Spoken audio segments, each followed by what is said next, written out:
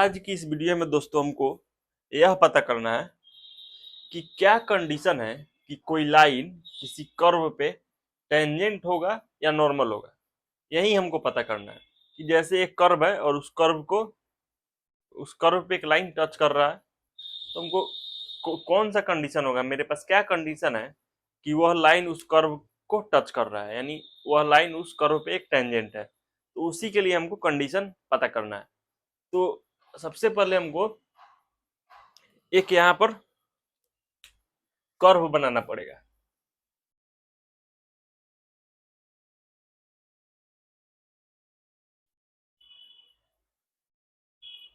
सबसे पहले दोस्तों हम लोग यहाँ पर एक कर्व बनाते हैं और कर्व दिखता कुछ ऐसा है।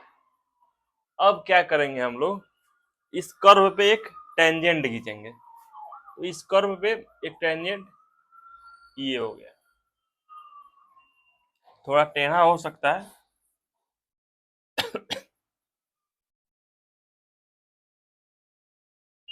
अब क्या किए कि इस कर्व पे हम एक टेंजेंट खींच दिए। तो इस कर्व का इक्वेशन क्या होगा, y equal to F x.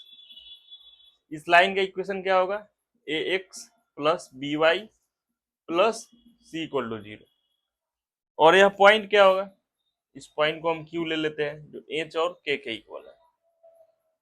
तो इन तीनों इंफॉर्मेशन से हमको क्या करना है, यह पता करना है कि यह जो लाइन है वह इस कर्व पे टेंजेंट है या नहीं है। यही कंडीशन हमको पता करना है। और यहाँ पे अगर मान लेते हैं हम नॉर्मल भी डालते हैं तो वो भी सेम प्रोसेस से ही बनेगा। जैसे टेंजेंट के लिए हम कंडीशन निकालेंगे वैसे ही नॉर्मल के लिए भी कंडीशन निकालेंगे, बस वहां पे स्लोप चेंज हो जाएगा। तो दोस्तों अब इन तीन इंफॉर्मेशन से हमको क्या करना है, कंडीशन हमको पता करना है कि इस यह जो इस कर्व पे यह लाइन खींचा गया है, यह लाइन इस कर्व का टेंजेंट है या नहीं है। तो इसके लिए सबसे पहले हम लोग क्या करेंगे तीन अलग अलग इक्वेशन बनाएंगे। सबसे पहला इक्वेशन यह हो जाएगा सबसे पहला इक्वेशन क्या हो जाएगा कि यह पॉइंट क्या है कि इस कर्व पे है, यानी कि यह जो Q पॉइंट है वह इस कर्व पे लाई कर रहा है। इसका मतलब यह है कि इस पॉइंट को अगर इस कर्व में हम डालेंगे तो यह सेटिस्फाइड करेगा। तो अगर हम इस कर्व के अंदर एफ एच डालते हैं तो यह हमको क्या देगा, के देगा। ठीक उसी तरीके से यह पॉइंट इस लाइन पे भी है, यानी कि इस पॉइंट को अगर इस लाइन में डालेंगे तब भी हमको एक वैल्यू मिलेगा। तो क्या होगा, ए एच प्लस बी के प्लस सी इक्वल टू 0। तो दोस्तों हम लोग के पास यहाँ पे दो इक्वेशन पता चल चुका है। अब हमको एक इक्वेशन और पता कर सकते हैं इन तीनों पॉइंट की मदद से, और फिर हमको जो भी कंडीशन निकालना है वो कंडीशन हम निकाल सकते हैं। तो अब यहाँ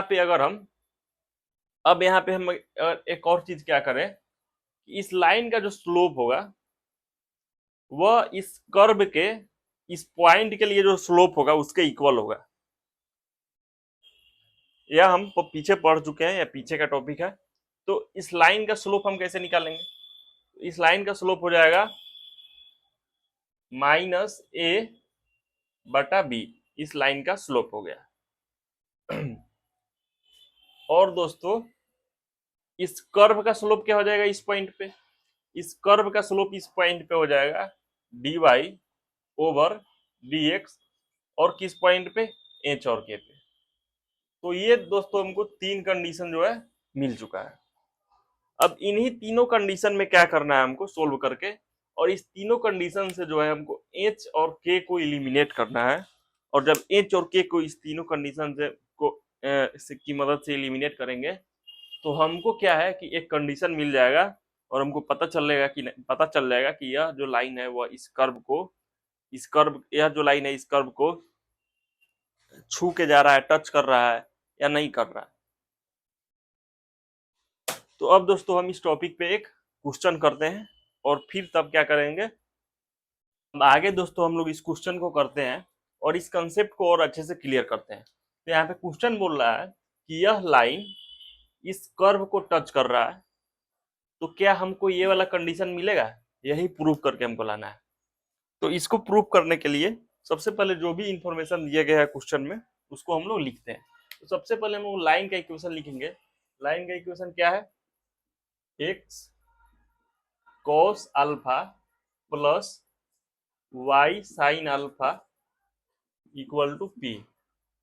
और कर्व का इक्वेशन क्या है, X Y equal to A square. और इन दोनों की मदद से हमको प्रूफ करना है और शो करना है कि ये पी स्क्वायर जो है वो इसके इक्वल है। तो अब हम क्या करते हैं यहाँ पर कि खुद से एक पॉइंट लेते हैं और खुद से पॉइंट लेंगे जो कि होगा एच और के इक्वल, एच के। अब हम क्या करते हैं कि क्योंकि यह पॉइंट इस लाइन पे भी है और इस कर्व पे भी है, इसका मतलब यह इस दोनों के लिए एक करेक्ट वैल्यू होगा। तो सबसे पहले क्या करते हैं, इस पॉइंट को हम इस लाइन में डालते हैं। तो इस पॉइंट को इस लाइन में डालेंगे तो क्या हो जाएगा, H cos alpha plus Y plus K sine alpha equal to P. और इसको हम इक्वेशन फर्स्ट लेंगे। अब हम क्या करेंगे, इस पॉइंट को हम एक बार इस कर्व में भी रखेंगे। तो इस पॉइंट को एक बार इस कर्व में रखेंगे तो क्या हो जाएगा, एच इंटू के इक्वल टू ए स्क्वायर। और इसको हम इक्वेशन सेकेंड मानेंगे। अब हमको यहाँ पे इक्वेशन थर्ड बनाना है। तो इक्वेशन थर्ड बनाने के लिए हमको क्या करना है कि सबसे पहले इस लाइन का स्लोप लेना है और फिर इस कर्व का स्लोप लेना है और इस कर्व का स्लोप इस पॉइंट पे लेना है। तो दोनों क्या होगा, इक्वल होगा, यानी इसका स्लोप और इस कर्व का स्लोप इस पॉइंट पे दोनों इक्वल होगा। तो हम क्या करते हैं कि इस लाइन का स्लोप निकालते हैं, या सबसे पहले इस कर्व का ही स्लोप निकालते हैं। तो कर्व का स्लोप मतलब क्या हो जाता है, इस कर्व को डिफरेंशिएट करेंगे तो इसका स्लोप निकल जाएगा। तो क्या है, एक्स वाई इक्वल टू है ए स्क्वायर। तो एक्स वाई इक्वल टू क्या है, ए स्क्वायर। तो अब इसको डिफरेंशिएट करेंगे तो क्या हो जाएगा, एक्स को करेंगे तो एक्स ही हो जाएगा और वाई इसके साथ मल्टीप्लाई, फिर प्लस वाई को डिफरेंशिएट करेंगे D Y over D X हो जाएगा और एक्स इसके साथ एक बार मल्टीप्लाई होगा और ए स्क्वायर क्या हो जाएगा, जीरो हो जाएगा। तो यहाँ पे हमको क्या मिल जाएगा, यहाँ पे हमको मिल जाएगा Y D Y over D Y over D X equal to minus Y over X. और वाई और एक्स को हमको किससे रिप्लेस करना है, एच और के से, क्योंकि यह डिफरेंशिएशन किस पॉइंट पे हो रहा है, इस पॉइंट पे हो रहा है। तो अब हम इस पॉइंट को किससे रिप्लेस कर देंगे, इससे कर देंगे। तो यहाँ पे क्या हो जाएगा, माइनस के ओवर एच। और दोस्तों यह जो स्लोप है वह इक्वल हो जाएगा इस लाइन के स्लोप के। तो इस लाइन का स्लोप कितना है, इस लाइन का स्लोप है minus cos alpha over sine alpha.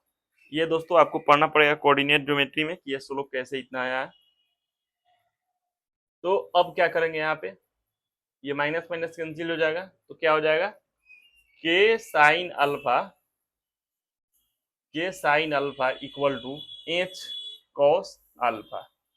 ये हमको यहाँ पे मिल चुका है।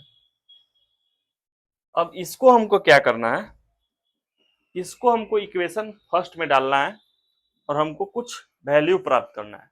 तो जब इस इक्वेशन को, जब इस वैल्यू को यहाँ पे 1 में डालेंगे तो हमको क्या क्या मिलेगा, चलिए देखते हैं।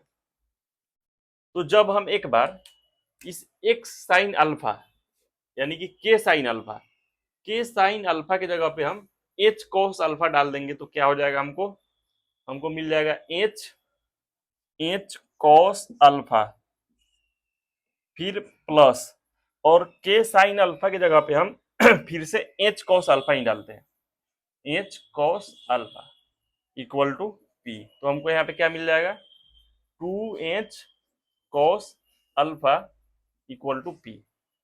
और सेम उसी तरीके से यहाँ पे हम एक बार इसको रिप्लेस किए हैं, तो अब एक बार इसको रिप्लेस करेंगे।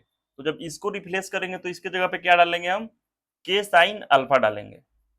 क्या डालेंगे, के साइन अल्फा। तो यहाँ पे क्या हो जाएगा, 2 साइन 2 अल्फा इक्वल टू यहाँ पर पी हो जाएगा।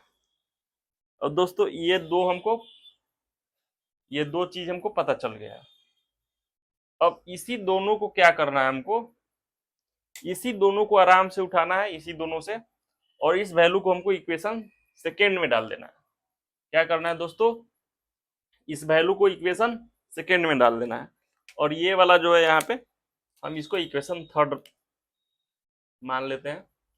यानी कि इक्वेशन थर्ड से हमको क्या मिला है, ये वाला इंफॉर्मेशन मिला है।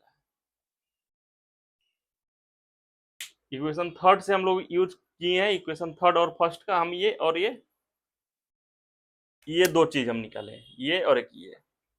अब इन दोनों चीजों को उठा के क्या डाल देना, इक्वेशन सेकेंड में डाल देना।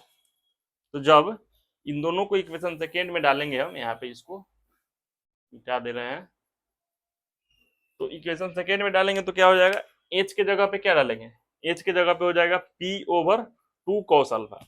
एच के जगह पे, यहाँ पे एच के जगह पे क्या हो जाएगा, पी ओवर 2 कॉस अल्फा। क्या हो जाएगा दोस्तों, पी ओवर 2 कॉस अल्फा। और के की जगह पे क्या हो जाएगा, P over 2 sine alpha. P over 2 sine alpha equal to A square. अब इसको हम लोग सोल्व करेंगे तो क्या हो जाएगा, ऊपर पी का स्क्वायर हो जाएगा, इसको मल्टीप्लाई करेंगे क्या हो जाएगा, पी का स्क्वायर और इक्वल टू ए का स्क्वायर। और इन दोनों को मल्टीप्लाई करके इधर भेजेंगे तो क्या हो जाएगा, 4 sine alpha into cos alpha. और यही क्या है, हम लोग को इसी कंडीशन को शो करना था, जो कि हो चुका है। क्या हो गया, इसके इक्वल ये वाला आ चुका है, यही हमको शो करना था। तो इसी टाइप से इस कंसेप्ट का क्वेश्चन सोल्व होता है।